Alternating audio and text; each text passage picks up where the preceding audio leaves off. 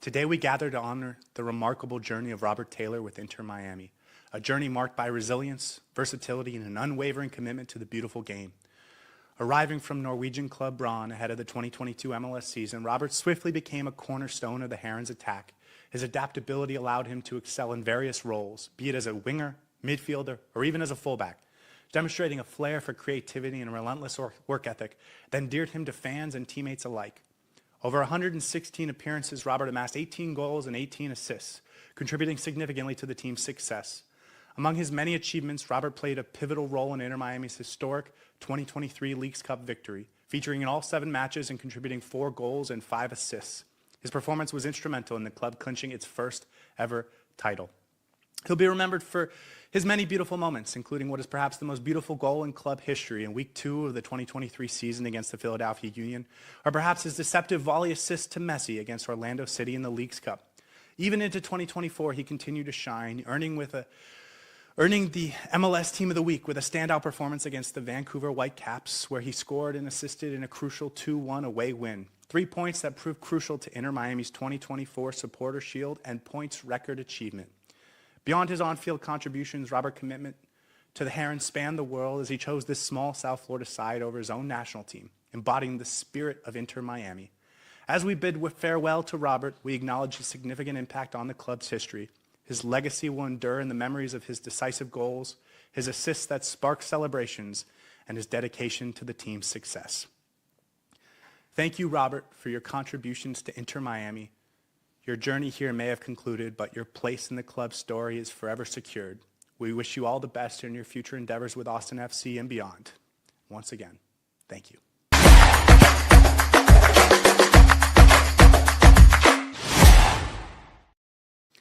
Hello, everybody, and welcome back to the Drive Pink Dialogue. That was the eulogy of Robert Taylor's Inter Miami career. And we thought it would be an appropriate time to spend a few minutes talking about Robert Taylor, who I think, without a doubt, belongs on the Mount Rushmore of Inter Miami to date.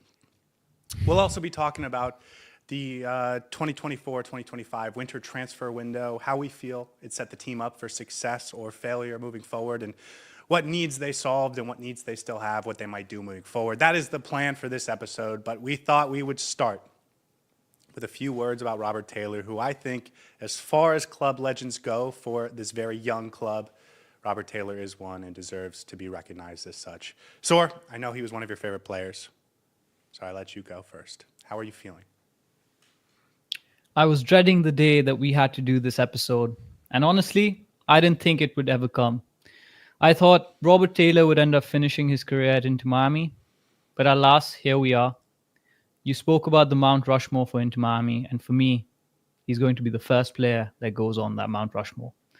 Thank you, Robert Taylor, for your service to Inter Miami. And as I said, stats never define a career. And for me, he was always going to be a legend in pink. Thank you, Robert Taylor. He was a great player.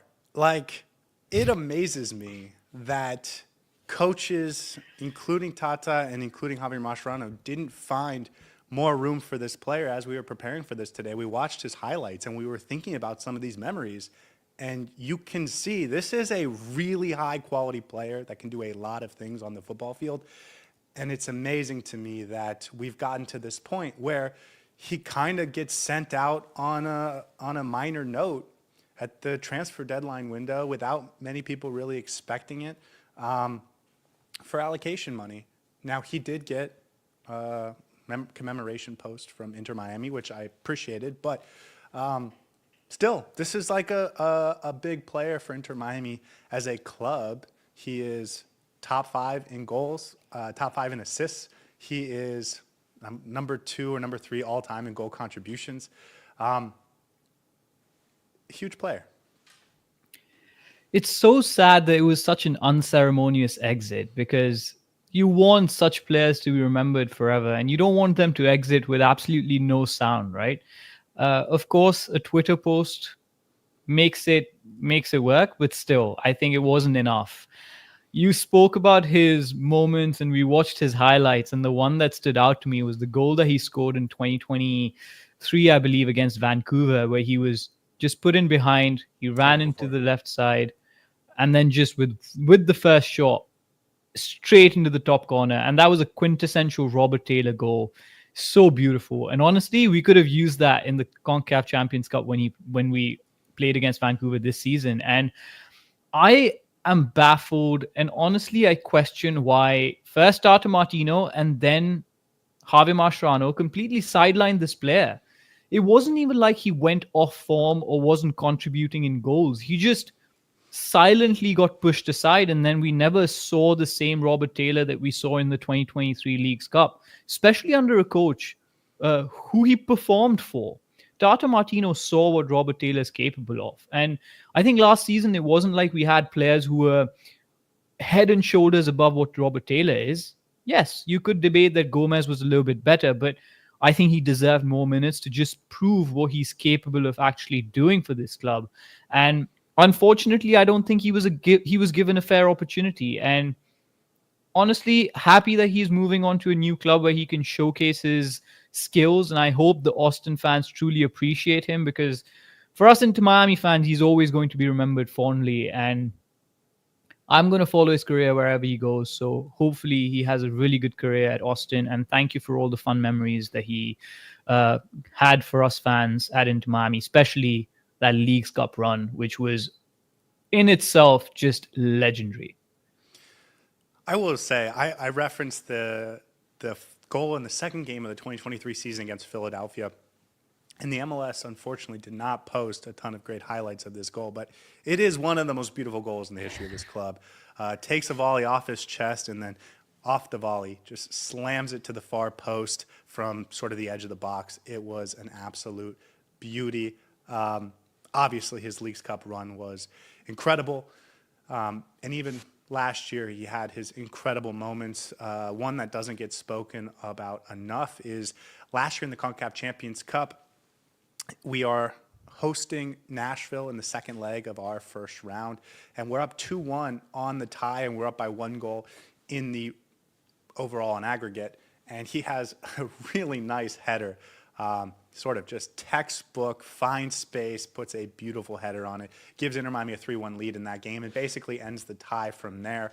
Obviously, we could speak about the Leagues Cup run, which was magical, and he really did cement himself as a huge part of the history of this club. But so many good moments, so many moments that really just made you think, like, this is a special player, and he makes you as a fan happy. And that's what makes, I think, a player special in the hearts of fans, is someone who can sort of really evoke emotion, and particularly positive emotion in the fans. And he is one of those guys. We're going to talk about how we feel the transfer window went over the course of the last 7 months since the season ended back in November. But I think our overall perspective is going to be greatly affected by the fact that they traded Robert Taylor at the very end. I do wonder how we will sort of go about this season, and how much better we would have felt if we had just one more quality winger option, even heading into 2025 as he hits 30. So I loved Robert Taylor as a player, and I look forward to following his career wherever he goes.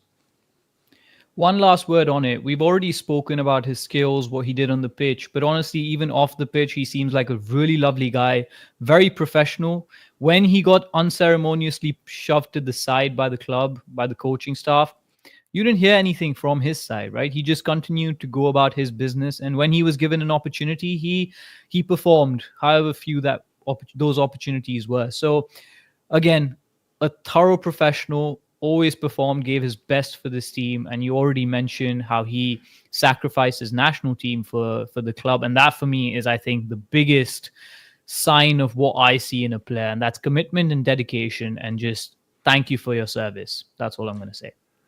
Last word on it. Miami King says that Segovia, Allende, Fafa, they've all had to play with Jordi Alba on the left side, and I think ultimately that's what Robert Taylor's sort of detractor was, is that they didn't feel like they could get the best out of Jordi Alba with Robert Taylor on that left side. But the truth is, other guys have tried and not had the same type of success. So lessons to be learned there.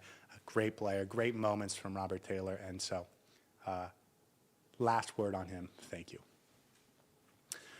Okay, let's talk about this winter window because it was a doozy, and we can turn the color back on. These are the 8 players they brought in: Fafa Pico, Tadeo Allende, Gonzalo Lujan, Rocco Rios Novo, Talasco Segovia, Maxi Falcone, Baltasar Rodriguez, and Alan Obando. And not listed on here, but maybe I should mention, they did re-sign Oscar Stadi, and that was not a foregone conclusion when the offseason started. So there's a lot of quality here, I think. But Inter Miami also lost a lot of quality, and maybe we should go to that as well. Franco Negri lost in Sunderland, Matias Rojas, Nico Freire, Sergei Christoph, Diego Gomez, Leo Campana, Robert Taylor, and Julian Gressel going out at the deadline. This is a lot of talent to be lost. So let's start with the question: did Inter Miami adequately replace the talent that they lost from the roster in 2024? When you talk about the talent, we did an entire off-season on every single player. We looked into them, what they're capable of, what skill sets they bring. And I think we have 9 players coming in and about 11, 12, maybe 13 players leaving. I think for large parts, the answer to your question is yes. We adequately replaced a lot of the talent that had left. Of course, Diego Gomez absolutely reached a different level, and we all knew it would be very difficult to replace a player like Diego Gomez. We didn't necessarily bring someone who's 1-to-1, but perhaps if you want to say maybe Allende or Segovia, in terms of talent, there's plenty to offer. So we were very happy with the offensive incomings that we brought in. Similarly, I think in defense, we had some really big hitters, players who've been with the club for a while, and Christoph, Nico Freire, obviously just playing one season, but a few people leaving in defense and then replacing that as well. I thought we did a phenomenal job in bringing in the defensive reinforcements. Overall, I think it was definitely a better replacement in terms of talent. My issue was towards the end of the transfer window. And maybe once Baltazar actually starts playing, if he ever starts playing for Inter Miami, this gets dispelled. But I think we let one too many players go. And by one too many, I want to talk about the last 2 players. But give me your first top line thoughts of whether you think we adequately replaced the talent. And then we can talk about who might have been potentially still serviceable for this team this season. Yeah, so Diego Gomez, we knew for a long time he was going to leave, and he deserved and earned that move, and congratulations to him, and he's doing well in the Premier League right now. So congratulations to him. We always knew it was going to be difficult to replace him, but it was going to be something we had to do in the aggregate. Can we upgrade little bits over and here, over there, especially where we were weak? The big surprise, if we turn our head back a couple months, is Matias Rojas, who was under contract. He had a team option for this season. Inter Miami denied it or declined it, let him go, be a free agent. He has since gone on to River Plate.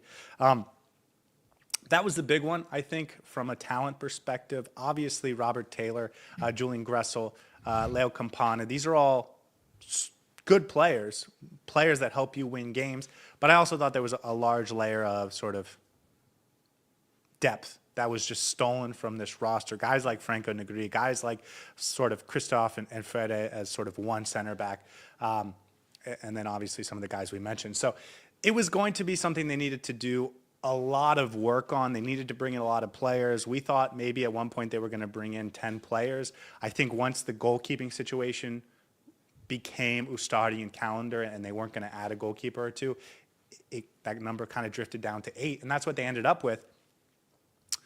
And this is a good group of players. I thought Fafo Pico was a really smart signing. I think Tadeo Allende is a guy they looked at and said he can be the guy that replaces Matias Rojas. And I think bringing him in was because they thought they could replace Matias Rojas with him. And then they go out and they take the big swings on guys that could possibly replace Diego Gomez, guys like Talasco Segovia and I think Baltasar Rodriguez. Those two, I think, their plan was, can we get these 2 guys as a team to replace what we got from Diego Gomez? So I think they did a good job. Striker, I don't think Alan Obando is as good as Leo Campana right now, so I think that's a downgrade, but one that's understandable. I think Leo Campana was ready to go be a starter somewhere, and they made that happen for him. So I think they did a good job, and I wanted to give Raul Sanyehi a lot of credit for that, and to a lesser extent, you know, Javier Mascherano or Chris Henderson or whoever helped make that happen, because I do think they added a lot of really good players. Yeah, and I think we should just highlight a couple of points. If you just take these group of players who've arrived versus the group of players that have departed, overall it's a net positive.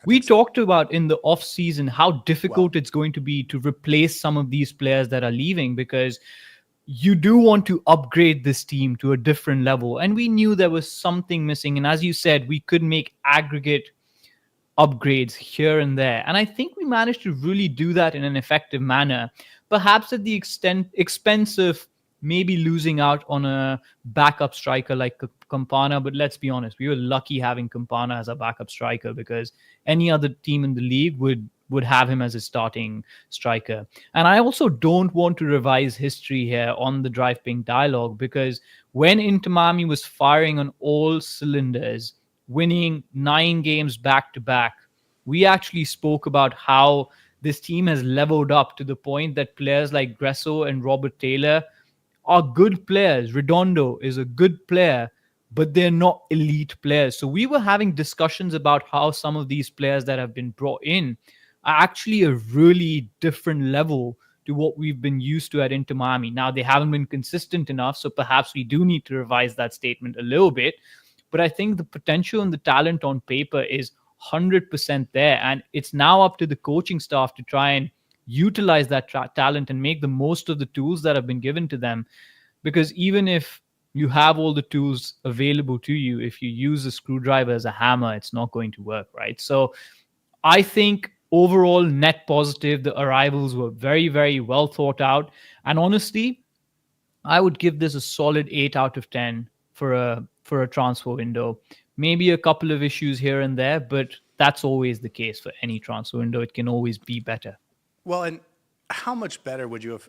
Listen, the transfer window was 2 weeks ago, and the reason we didn't do it is because we had midweek games and weekend games, and so there was a crunch in terms of when to actually do this, and that's why we've decided to wait. But if we had done this a month ago, our conversation I think would be totally different. A, we hadn't have seen we wouldn't have seen the struggles that this team has had, and B, I think losing Julian Gressel and Robert Taylor at the end actually does transform how we should view this, because whereas before those two guys left, it felt like we had built an incredibly deep team with a lot of talent, a lot of young talent and depth across the roster. Now we see A, Javier Mascherano doesn't really use that depth, and B, some of it up front kind of got stolen's the wrong word, got moved on at the death of the window. So I think there's a lot of good players. I think there's a ton of potential, but we actually haven't seen a ton from a lot of these guys, and more importantly, we haven't seen their best yet, in my opinion. So I do think Inter Miami did a good job. I think the front office did a tremendous job. And maybe that's where we should lead to our next conversation, which is, did the front office do a good enough job to support Javier Mascherano? Because this is Javier Mascherano's team now, right? Like Tadeo Allende, well, certainly Gonzalo Lujan, Talasco Segovia, Baltasar Rodriguez. These are all guys that are connected to, related to Javier Mascherano. This isn't Raul Sanyehi going out there and trying to find young talent. This is asking the coach, who do you like? Who have you seen? What do you think? And I think they got rid of a lot of players he didn't want, and they brought in a lot of players he did. And so I think you have to give the front office credit for doing that. And then it puts more responsibility on Javier Mascherano to get the most out of this. But let's start with that. Javier Mascherano has a very specific system. It is not one that changes a lot. He runs the same thing out consistently. He runs the same thing out game after game, and maybe there's a few tweaks here or there, but it's the same formation. It's not like what Tata was doing, experimenting with a back three, back four, 3-4-3, 3-4-2-1, 4-3-3, like all these different formations and ways to utilize players. Javier Mascherano has his way of doing things, and he just puts these guys in. But from the front office perspective, did they do a good job of supporting Javier Mascherano? I agree with you. Javi Mascherano has a very specific system, but I, for once, cannot actually point out what that system actually is and how it looks like. It's very consistent, especially in offense. I'm not sure what we actually do. But to answer your question, 100%. The front office has made these off-season decisions, keeping in mind Javi Mascherano's interests and plans for the rest of the season. If this was a coach that had come in 2 weeks before the season was about to start, and all the transfers were already taking place, I would have said maybe Javi Mascherano is coming in and inheriting some of these players and are not necessarily his choice. But this was a coach that came in early before the transfer window opened. He had a lot of input in who the players are going to be to stay, who the players are going to be to leave. We had an entire podcast about what the transfer decisions are going to look like. That was when Tata Martino was still a coach at Inter Miami. And then Javi Mascherano came on, Tata Martino got moved on. And we got a little bit confused about what's going to happen with the future of a lot of these players. And I mean, Matthias Rojas, I mean, Chelo Wigan.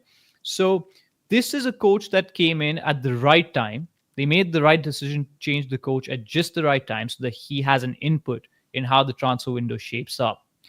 He had a decision on the contract situation of the players from last season, so it wasn't like he didn't get to see who he wants to keep or who he wants to let go. And then he obviously had a say in who needs to be brought in, and that can be seen by the kind of players that we've brought in. Telasco Segovia, a player that he's seen play against him before. He's gone on record to say that this is a player that he really liked when he saw him play against the Argentina under-20 team. Alan Abondo, all of these players have some sort of history and link to Javi Mascherano's network of football scouts. And I think that the front office did a fantastic job in actually making some of these decisions and some of these contracts work and allowing Javi Mascherano to bring in some of these players because he wanted them in. And I think he's been given just the right amount of tools to do what he wants to do on the pitch.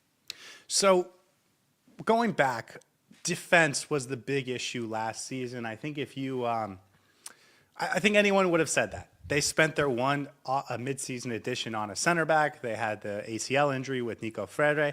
They end up moving on from Freire. They move on from Christoph. It was clear this team needed to add defenders, but the style of defender, I think, changed in a dramatic way with Javi Mascherano's new system because they don't play that super high line like they used to under Tata Martino. And so while we were screaming for athletic center backs that could sort of hit back in transition, defend guys one-on-one, cover a lot of space, and I think we now have that with Maxi Falcone and Noah Allen and Toto Aviles taking a step forward. This team doesn't do that anymore. And so I'm curious to get your thoughts on if you feel like this team brought in the pieces they needed to support the vision of Javier Mascherano, because now that I'm looking at the arrivals, we think of Noah Allen and we think of Toto Aviles as two of our best center backs, but the two guys he brought on, Gonzalo Lujan and Maxi Falcone, not burners, especially not Lujan. They're not particularly rangy. They're guys that are solid, composed, in possession. They're okay. And that would seem to fit a team wanting to play lower in their own box, right? I'll preface this by saying Maxi Falcone can fit into any system that you want to play him in. But I completely agree with you. And this is so ironic because perhaps a month and a half ago, we were having a conversation about we're playing such a high line. Have you seen how Astari always comes up and sweeps up whenever there's a player running in behind? We're always catching teams off guard or offside, and that's completely changed. Now, for a fact, we can see that as soon as Maxi Falcone got embedded into this team, I think Javier Mascherano was able to do exactly what he wanted to do with the defense. That is play a low block. And as much as I don't necessarily enjoy that for our team, I do think those were the pieces that Javier Mascherano wanted for his system. And if that's the kind of style he wants to play, I think Maxi Falcone, even Gonzalo Lujan, fits the description. We've obviously had our concerns about Gonzalo Lujan, who gets beat a lot one-on-one against some of the better offensive players. But Maxi Falcone, who's a starter for this centre-back role, I think is really good in a low block. Gonzalo Lujan can also survive a low block against some of the mid teams. So I think we definitely, at least in defense, the way Javier Mascherano wants to play, we have given him the pieces and have given him the right pieces for how that's going to play out over the next few weeks. I think we should dedicate a few minutes to the defense because this was the Achilles heel last year. This was the fatal flaw in this team. So much talent and depth in the midfield, so much talent up front. It was the defense that cost this team so many times. Our offense would score 3 and then we'd give up 3, or we were chasing goals late because our defense couldn't hold it down. And they brought in Gonzalo Lujan and Maxi Falcone, who I think are, now that I'm thinking about it, are representative of how Javier Mascherano wants to play. So, and not just Chelo Wigan got re-signed because he actually fits really well on that defensive side, because he's not a very attacking right back, if you ask me. He's obviously had a few goal contributions in the last couple of weeks, but we have better offensive right backs in the squad, and they're not being used. Can I ask you a question? Please do. I understand that we didn't know much about Maxi Falcone or Gonzalo Lujan where they were signed. But now that we know who they are as players, should we have seen how bad this was going to turn out? Because you're absolutely right. These are defensive players that are going to be best served sitting low in their own half. They're not going to be huge ball progressors. As good as Maxi Falcone is, I don't think of him as a guy who can spray the ball around, certainly not like a David Martinez. Toto Aviles, who's a great athlete, we would have figured would be a prominent player this season, has been sort of relegated, and we are playing guys that are not as athletic. I know Noah Allen has earned his minutes, but I wish. No, you're right. I don't like the realizations that are coming to me in real time. I think this is something that's just sparked right now. But every single aggressive defender that we have on this team, David Martinez, very aggressive. In fact, probably the most aggressive defender that we have, has not seen a single minute. Well, maybe a few very here few. And there, but barely. Definitely deserving of more minutes, is not relied upon.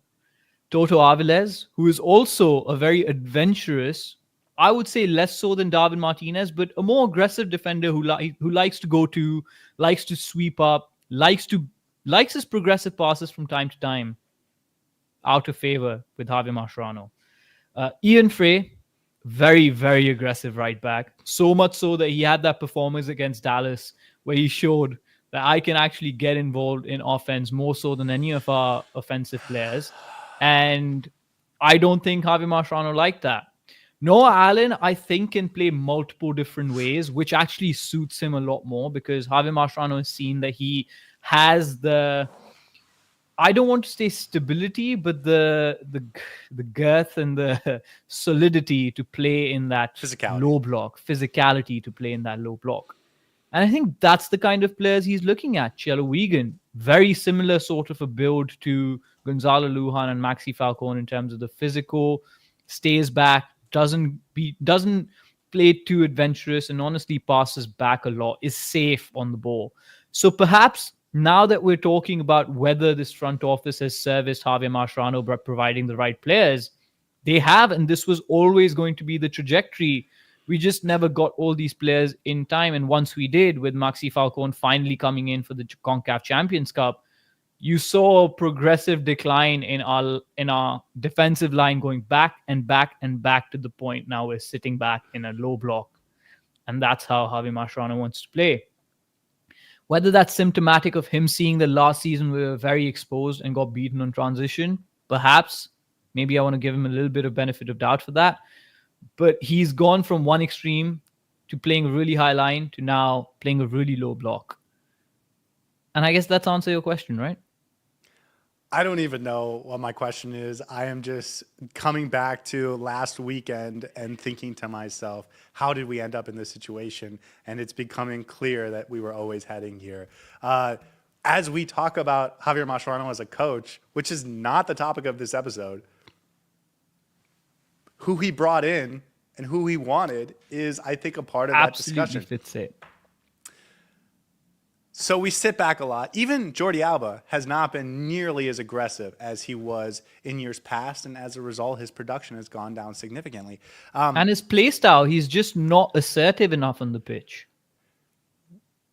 We didn't go out and get a defensive midfielder, which is something I thought we might do. Yannick Bright emerged last year and he was phenomenal and he still is phenomenal, but I thought they might be able to go out and get another guy like that who maybe, very cheap, inexpensive, think of a Dixon Arroyo type, that could also sort of defend and be that bodyguard in transition, help the back line, and make sure defensively you have a guy stopping transitions, getting in the way, being a nuisance, and making plays happen defensively. And they didn't do that. They elected to trust Federico Redondo with that role. But again, if you're talking about sitting back and that midfielder, that second midfielder being a largely right in front of the back line type of player in a lower system and sort of never going past that mid block, he does feel like that fits him a little bit better. He's not going to be caught out in space in the same way. He's not going to be responsible for the same type of space as he was last season. I'm getting sad, man. I'm getting sad. Now let's not try to think about this conversation as a Javier Mascherano conversation. I know everything ultimately comes down to the coach, but the point is the transfer window. So let's try to focus more so on the transfer window and keep our spirits up. Okay, so what they didn't need to fix was the offense. And they had to move some pieces on. Diego Gomez was a big part of the offense. Matias Rojas was a big part of the offense. Leo Campana was a big part of the offense. All three of those guys, I think, moved on to what I would consider greener pastures in terms of their career, in terms of their role, in terms of their responsibility. Matias Rojas, I think, had a great landing spot after Miami because, remember, he was coming from a Brazil Corinthians side that he wasn't playing much, and now he's a big player for River Plate, which is a huge club in Argentina. Hugely successful time at Inter Miami. Diego Gomez, same thing. Leo Campana, I think, never given quite the opportunity he thought he was going to get when he first arrived, but here he is now being a starter, and he's finally getting going for the New England Revolution. They brought in Fafa Picault, Tadeo Allende, and Alan Obando, but the guys they've really been using are Allende and Segovia, and again, Segovia, not a true winger, not even a true forward. You're talking about a guy that is a midfielder that you are playing as a winger, but again, he's giving you this sort of defensive shield going the other way, some creative ability to get the ball forward, but it doesn't ever look like they're building a sustained attack in the final third, like we saw basically every game Lionel Messi was on the field for the first year and a half of his tenure at Inter Miami. These are the guys he wanted, a little bit of pace over the top in Allende and Picault, but ultimately he wanted to play very reserved. Segovia, I'm sorry, I'm getting very negative. I'm going to let you talk, and then I'm going to flip the switch, but go ahead. Yeah, and I think the crux of the conversation is, did we get the right talent in for Javier Mascherano, and did we have the right offensive tools brought in this offseason? For me, absolutely. Tadeo Allende is a fantastic player. He showed exactly what he can do in the first 8 games. Fafa Picault, despite being relegated, has continued to produce goal contributions. And that, for me, is a big sign of a veteran player who actually improves your squad. Almost reminiscent of Julian Gresso, who I thought took his time to come in. But I think Fafa Picault brings a similar sort of a veteran presence to this locker room. Telasco Segovia, you and I both really hyped him up when he came on. And I'm still very high on the Telasco Segovia train. I think talent-wise, we have plenty of players coming in who, dare I say, can maybe add a little bit more. And the way I think about it is, if I actually had this set of players last season and how we played last season, let's forget about the system that we're using this time around. I think Telasco Segovia would absolutely thrive in that system under Tata Martino. Tadeo Allende would be running riot in that right-hand side of the pitch. Of course, we can't really say exactly how it would play out, but I think Fafa Picault, Tadeo Allende, Telasco Segovia would really enjoy the freedom that we had offensively and the expansiveness with which we played, right? Of course, we got beat in transitions, but we also were catching teams in transitions really well. And at the risk of being too transportive of one style to another, I think this incoming set of players is more than capable of upgrading or at least maintaining the same offensive levels that Inter Miami had last season. Now, how they've been used is a different conversation, and we can maybe get into it, but I don't think that was the point of the question that we had, at least at the start. So for me, we have actually been able to match up and, dare I say, upgrade some of the offensive weapons that we have. And we've seen that they've all hit the ground running in one way or another. Of course, the output has sort of died out over the last few weeks, but that's not just the new players, that's also the rest of the squad as well, the rest of the offense as well. So I think there's multiple different things happening here, but overall, I 100% believe this is a very good offensive unit, and we haven't even seen Baltazar Rodriguez yet. Yeah, I do think Baltasar might change this conversation. He will either cement or change this conversation. I guess the question that we had discussed was, did they give him the tools he needed for his system? And if we're not going to dive into how effective that system is, I do think they gave him the tools to effectively play his system, and so that needs to be remembered.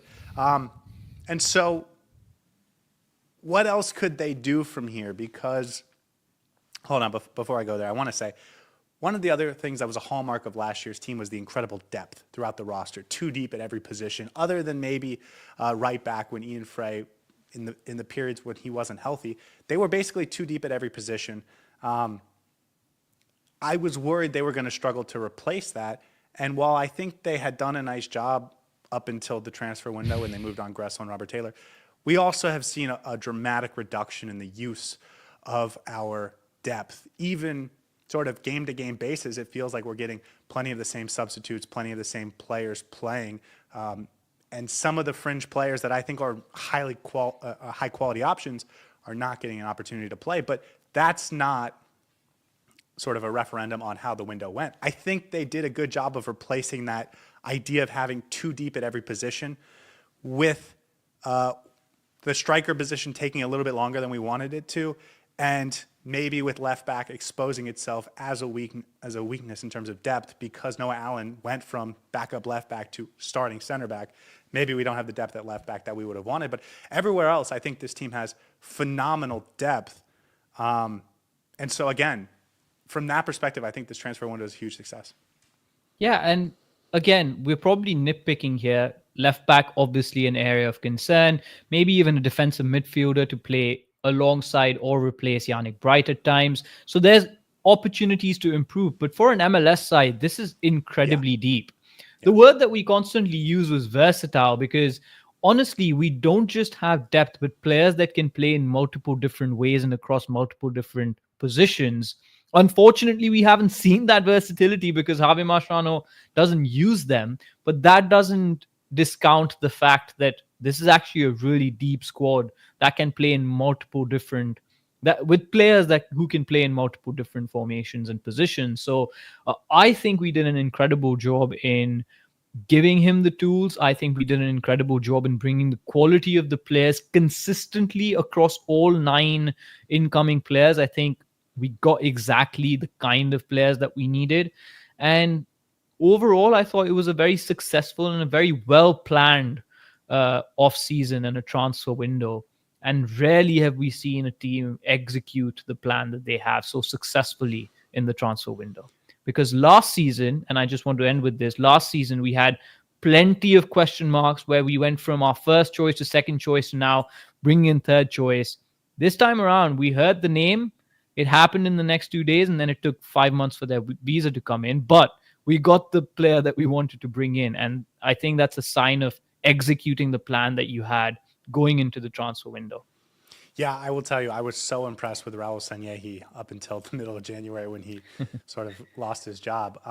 Because you were right, every 3 days it was like clockwork. We're getting a new player. I do think they may have wanted a goalkeeper and weren't able to make that happen. But again, overall, I thought this was a tremendous window, especially if you come out of it with Drake Callender and Oscar Ustari as your top 2. You actually feel better about your depth than you did even last year. What's next? Because they're going to have a special window coming up in less than a month. because they are participants in the Club World Cup. Every team in the Club World Cup gets this special window. Some leagues are expanding that window to the entire league. You're seeing that in Europe a lot, but in the MLS, they haven't made that decision yet. So as of right now, that June 1st to June 14th window, I think, or maybe it's June 1st to June 10th, is only for Inter Miami and the Seattle Sounders. But the actual summer window will open not much later, sort of middle of June. So they're going to have opportunities to upgrade this roster even further. And part of the reason they wanted to move on Julian Gressel and Robert Taylor at the very end is because they wanted to create space for this roster. They got an international roster slot from Portland towards the end there. They moved on two big salary, or at least one big salary in Julian Gressel, and then they got Robert Taylor off the book. So they have a couple spots on the senior roster. They have they definitely have allocation money. They definitely have an international roster slot, or potentially two. What do you want to see from this team, and what do you think the timeline is for improving this roster even more? Can't really say about the timeline because we always struggle to bring in players at the right time. Next, I think there's a big DP signing coming in. There's so many rumors, and I think that's probably going to be the one that we need to keep an eye out for. Do you think the club has a plan right now?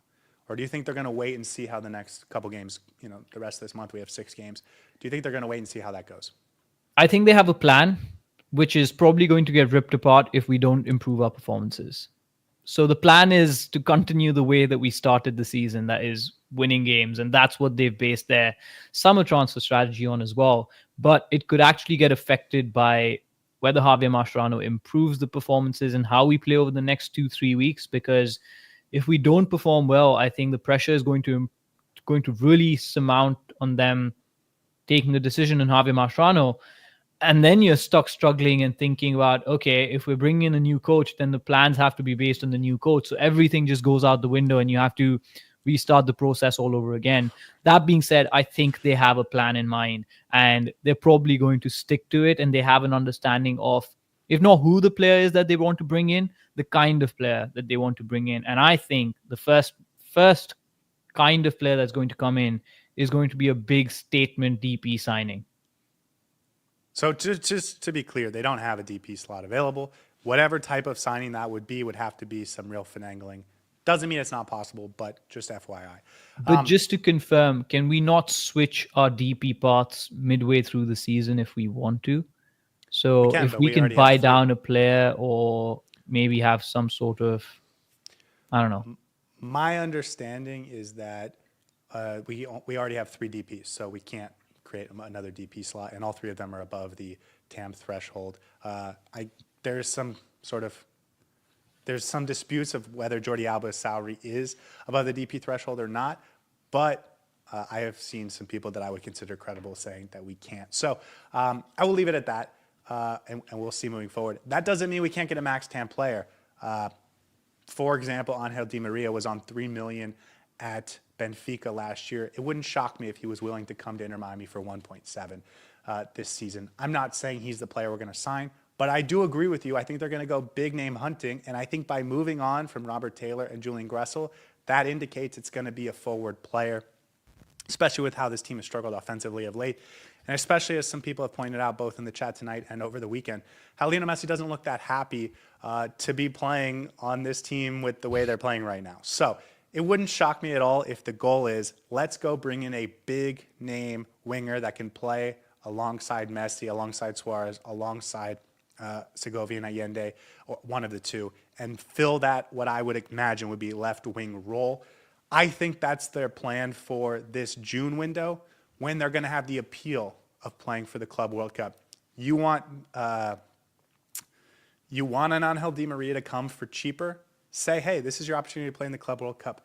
Just an example. I'm not saying he's going to be the guy, but that is a huge draw if you can come in before that tournament.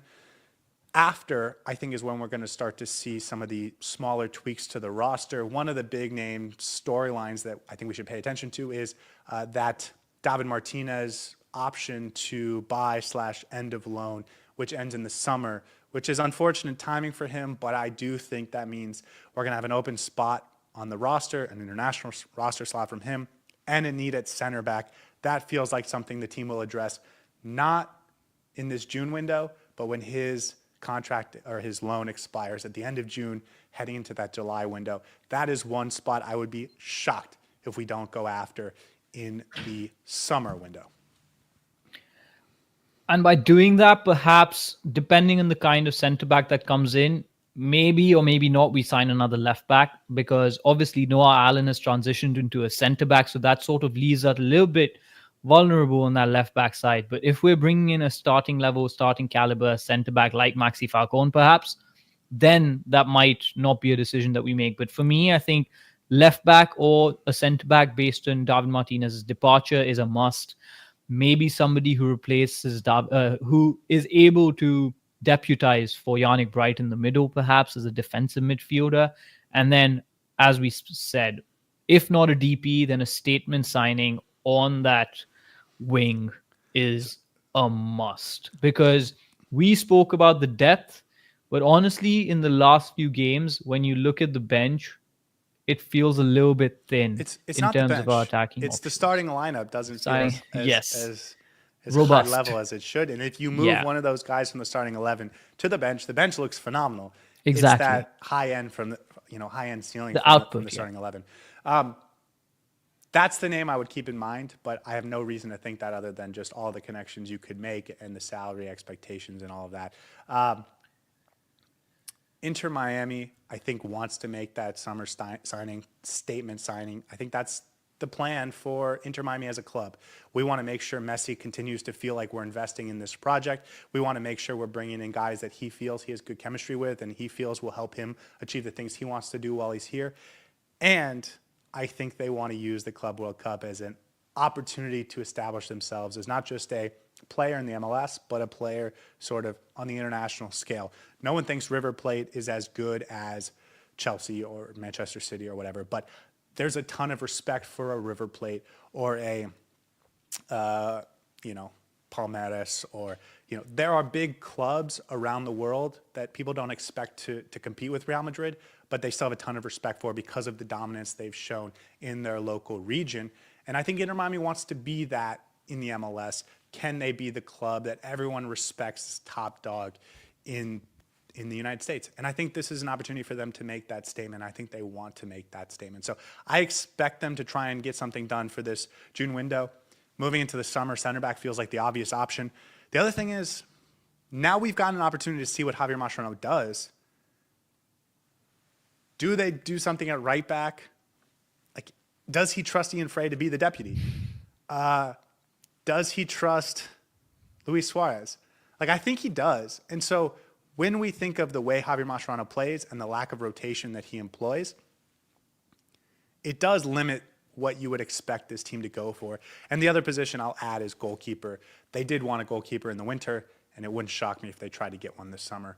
And so whatever you think of the Drake Calendar, Oscar Ustadi conversation, it may become moot by this point in 2 months from now. Yeah, and I think we've covered most of our bases. And honestly, it will all come down to Javier Mascherano and how much he's willing to, at this point, I think, upgrade his second options, because it almost feels like he has an idea of what his first starting 11 options are. Maybe perhaps a couple of places here and there. But I would completely agree with you. Goalkeeper, left back, central midfielder, and then a forward is probably the four areas that we will look at in terms of upgrading or getting new players in. Could you see them going after a right back, like a starting right back, like a guy to be? I didn't want to say it in this top guy. conversation, but now that you brought up the issue, I'll be concerned for Ian Frey. Well, And not just because, okay. Yeah, but I don't think, if Ian Frey stays in, I don't think we go for another right back. And I don't think they would have signed Chelo Wigan to the new contract if they didn't think he was starting caliber. Well, see, that's the thing about Cello. He's on a loan. He's not on a big salary. That salary feels like it could be a backup right back, which is why I've continued to think give Ian Frey the opportunity, because the Cello contract doesn't demand he plays. But if there's not a ton of respect in the coach's office for Ian Frey, I don't know. I wonder if that's something that they could go for. But at this point, we're just speculating. I think this team has a ton of depth, and unless you're talking about really trying to add over what you have with that sort of star signing as a left winger, perhaps, or maybe even a right winger to the opposite side of Messi, or a goalkeeper, it's going to be hard to really upgrade this roster. So quick question, because I do have one more topic I want to get into. Is this team more prepared to compete for and win trophies in 2025 than it was in 2024? And let me add one more thing that we haven't talked about at all. And I don't want to get into this in a tremendous amount of detail, but the biggest change perhaps this winter was the coach. And whether you want to count that as part of the transfer window, it does affect all of these things. So is Inter Miami more prepared to compete and win trophies in 2025? Absolutely. We have the fantastic four players. On paper, this team is phenomenal. We've seen the glimpse of what we can actually do and how we can dismantle teams in the first 7-8 games, perhaps, maybe 6-7 games. And we've seen that we have the grit and capability and the determination to come back in the face of adversity as well. Saw that against LAFC. I will continue to maintain, at least until the performances become utterly dire, that this team is more than prepared to win multiple trophies this season. Are we going to be the outright favorites in every tournament? That's a good question. But still, we're prepared to play, and we went further in the CONCACAF Champions Cup. Probably should have gone even more further, but I think we're more than prepared to win trophies in 2025. Right, and whether they do or not, at this moment in time, feels question. more like a question of coaching and less a question of the talent on the roster. Absolutely. I guess I should ask this because Sean brings up a great point in this chat. Is there anyone you see moving on in the summer window or potentially in this June window? Because to me, the only place that would make sense is goalkeeper if you bring in a top-end goalkeeper. I don't know if I really see anyone, and David Martinez, who we talked about. I don't know if I really see anyone else even potentially moving, whether that's to get sold to a higher league or to make room for new players. I don't know if I see Kremaski or Toto Aviles or Tolasco Segovia as ready to take that jump. And so I'm sort of leaning towards it's either goalkeeper or maybe nothing at all, and David Martinez. There may be a couple of question marks about David Ruiz, based on how healthy he is by the time the transfer window rolls out and what Javi Mascherano sees as his role on this team. So maybe there might be some movement. Toto Aviles, not because the management wants him to move on, but because he might be disgruntled by his position, perhaps. Who knows? But I think for me, goalkeeper for sure, and then maybe David Ruiz would be a player that I would keep my eye on just because doesn't seem like he has an actual role on this team. But again, we haven't seen him in so long that it feels like we can't really judge how he's viewed by the coaching staff. Okay, last topic, or last question. One of the things we wanted to see from this transfer window was to be better set up for the future, 2026 and beyond. And I think maybe the best way to put that was at the backup striker position. When we traded Leo Campana, it was an opportunity to get the next Leo Campana, a guy who's going to be a high quality backup who can potentially become a starter one day on your team. And then when Suarez leaves, maybe he becomes the starter. Alno Bondo, I definitely think could be that, but he's on loan. There's a buy option. That whole situation's kind of weird, so it doesn't feel like the plan is for him to be here for the next 3 or 4 years. Baltasar Rodriguez is on loan, but he's got a buy option if he plays a certain number of games. That might not be hit because he missed the first 8 or 9 games of his tenure. I still don't think he exists, honestly. Yeah. I don't even know what he looks like. Did we set ourselves up for beyond 2025 in any sort of positive way this winter window?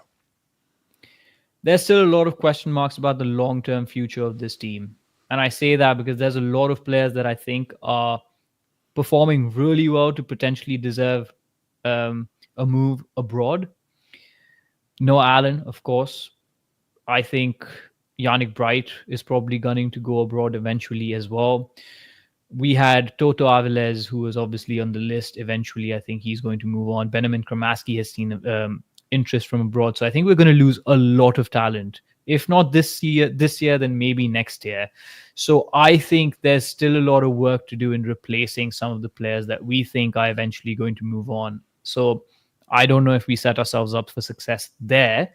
Also, a lot of the players that we brought in have question marks about what their future is going to look like. You mentioned Baltazar Rodriguez, Alan Abondo, Luis Suarez. I don't know if he plays for another season. So I think this team is going to have to go through a very big turnover before we can actually become confident about our potential for 2026 and beyond. And then there's the big old question mark about the coach and whether he's actually been brought in for a short term project until Messi is here, or whether he's actually going to be a long term coach who sticks around even after Messi leaves. And honestly, right now, it's not looking good. So there's a lot of question marks about the future. Short term, I think we're more than capable of performing and winning trophies. 2026 and beyond is a big, big question mark.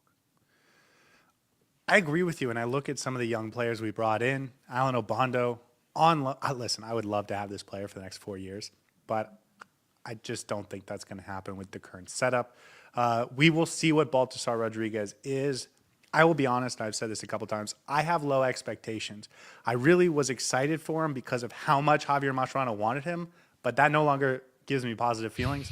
And also, Inter Miami has not had a ton of success bringing players over from the Argentine league. So I just have low expectations for Baltasar, and I hope he surpasses them. Telasco Segovia, I think he's a phenomenal signing. I think he'll be gone sooner than we think. But that, to me, is the one shining piece, because the other one is Gonzalo Lujan, who he's the most permanent player on this roster, and I'm already ready to move on from him. So that should tell you where I'm at with him. So I agree with you. They brought in a lot of young, exciting talent, and when they signed, we went live and we talked about how exciting and how versatile and how they could fit in here, and here. And we talked about Inter Miami surrounding Messi and these big four with young legs and all these things. But now that we've gotten an opportunity to see them, and we can look back on how the transfers came together, and we see the official details, I agree with you. I don't think they set themselves up for the future in some dramatic way. And I think that was out there for them. And so it's been kicked down the road a little bit. Perhaps it was never the idea to set ourselves up for success or the future, in this transfer window. I think we're still perhaps a little bit short-sighted in that sense because we're still dealing with the Messi project. And maybe when it's finally turned to move on from Messi, a couple of windows before is when we start preparing for the future as such. So I think they did what they wanted to do. And one big part of that was to set ourselves up for success over the next couple of years. Beyond that, I think there's still a lot of work to do and a lot of question marks about how this roster is going to look. And we're not there yet. Absolutely not. There's going to be a lot of work in terms of building ourselves up for the future. Okay. Here are the 8 players that we brought in: Pico, Allende, Lujan, Segovia, Falcone, Baltasar, and Alan Obondo. Throw in Rocco Rios Novo as a backup keeper, who, by the way, has already played more minutes. We didn't talk about him all, but he's already played more minutes than I was expecting from him. But then you look at the guys that left, and you've got big name players in Diego Gomez and Matias Rojas and Campana, Robert Taylor, Julian Gressel. Some depth along the sort of middle part of that roster, and Christophe and Frere and Franco Negri and Sunderland. So they lost a lot. I think they did a good job of replacing them. With these players in mind, you feel very good, average, bad, or very bad about the winter window? I think good. I'm going to go with good because, of course, the recent performances don't fill us with a lot of confidence, but I think there's enough talent in these set of players to make me feel positive about what's to come. So I will say good, but there's still a little bit hesitancy just because of how we've been performing recently. We need to use them properly to actually get the most out of it. And you said good. How would that change if I add the coaching change to the equation? Semi-good, I guess. Somewhere between average and good. Yeah, somewhere between average and good. I don't think I feel average about it because I still think there's so much talent in the squad that we're going to get some sort of a result this season. We've just gone from being the most dominant team in the MLS to another one of the competitors for the set of trophies that we have available to us. Not an outright horse that's going to win the race. And you know what could change this a tremendous amount is we're still very early in the Inter Miami careers of a lot of these players. We haven't even seen Baltazar yet. If a guy like Baltasar or Telasco Segovia or Alan Obondo come in and become that guy, the next Robert Taylor, for example, that will change how we feel about this. But right now, I feel very good about the players we brought in, because even though the guys we moved on are very talented, I don't think we had much of a choice. We had to do right by the player. So I think we did a very good job of replacing them. But when you throw in the coaching change in this very moment on May 7th, I only feel slightly above average about it. Okay. Let's end the conversation on the transfer window there. Let's do a couple quick hitters. We Well, that's what he looks like. This is what he looks like. We skipped him at the beginning because we did the Robert Taylor tribute. Baltasar Rodriguez back in training today. He hurts his hamstring the day before his first game for Inter Miami. That's what the story is. We'll see. But apparently he's back in training, so we. You know what happened? You scored like 7 goals in training, and Javier Mascherano was like, "We don't do that here. You're on the bench." So he's been training to learn the defensive tactics. Oh my goodness. And then the other thing I wanted to bring up, because I noticed this right before we went live, Sportico, which is a sports news agency, rated the most valuable clubs in the world. And I know this is pretty tiny, but if you look at number 17 in the world, you see Inter Miami. And this is, Real Madrid 1, Manchester United 2, Barcelona, Liverpool, Bayern Munich, Man City. You go down not that many spots, and you get Inter Miami at 17. Thoughts on Inter Miami being ranked, one of the most valuable clubs in the world? We've come so far. I can't believe it. Honestly, being ranked in the top 20 is phenomenal progress commercially. I think it's eventually going to pay off and translate on the pitch. After all it did for Man City, it might just do for PSG. And as much as you may say that this is a club that has bought its way to success, I think there's multiple things going on that only true Inter Miami fans know. So it's an honor, privilege to be part of that top 20, and long may that continue. We have come a long way as a club, and hopefully we have a few trophies to prove exactly how prestigious we are as a club. Yeah, well, I think it would be a huge disappointment if we didn't get that. Last thing I want to mention, this is the midweek that MLS clubs are entering the U.S. Open Cup. And I just got to say, it would be nice to be able to beat on a third division team this week with our backups and third stringers, because it's not been great times lately, and I could really use a little Ian Frey to Santi Morales to Alan Obando action tonight or last night or whatever. So again, disappointed that Inter Miami is not participating in the U.S. Open Cup, and it's a shame because it is a trophy that we could have potentially won and felt really good about. And now that we sort of crash out of the CONCACAF Champions Cup, that would have been an opportunity for the next couple months to really focus on a winnable trophy. And once again, Inter Miami chose not to participate. So disappointing, but I'm going to keep mentioning it as long as Inter Miami doesn't participate. So our final words for tonight. It's been a good episode. I think this was a conversation we needed to have a long time ago, but of course we had a lot of games to cover. So glad we finally got to it. Just as we started, we're going to end that way as well. Robert Taylor, phenomenal player.